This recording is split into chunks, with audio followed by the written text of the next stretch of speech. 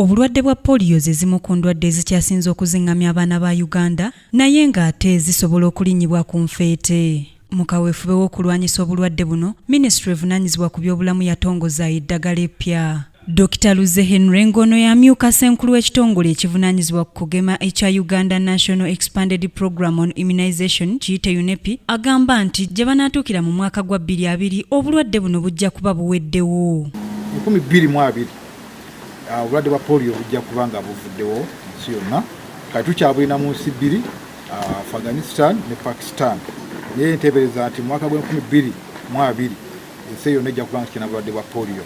Kubanga enteekateeka zino zitukola ez'okuleeta eddagala eppya ery'amaanyi ejja kuba nga lisobola okutangira abaana baffe nga tebakyafuna bulwadde obwo. Nazzikuno nga Uganda erina endwadde mukaaga ze yagemanga omuli polio, akafuba, mulangira, tetanus, dysentery wamu n'endala nnyingi. Wabula okusinziira ku Dr. Luze kati bagenda kutandika okugema endwadde 12 omuli ne kkookolo w'omumwa gwa nnabaana. Ffe twali tukyali ku ndwadde mukaaga kati ng'abaana bagema measles ate ne bafa lubyamira.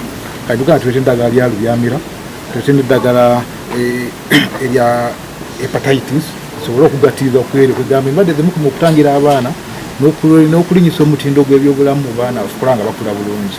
Kale tukyayongerera tetukomye ku ezo, tusuubirayo n'eddagala erigenda okujja ekutangira ebiddukano mu baana tusobole okulaba nga abaana baffe bali protected ku ndwadde ezo zibatta nga bakyali bato. Eddagala n'ekitongole ekye-education n'abasomesa bonna tetubeera nga tusobola okugenda mu districts ne mu primary schools okuwandiisa abawala bano abali mu kibiina ekyokuno okulaba nga bafuna eddagala lino eribatangira obulwadde bwa kansa ya mumwa gwa nnabaana.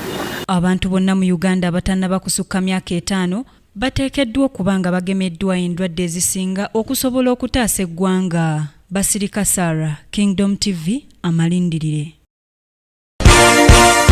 This is Kingdom TV.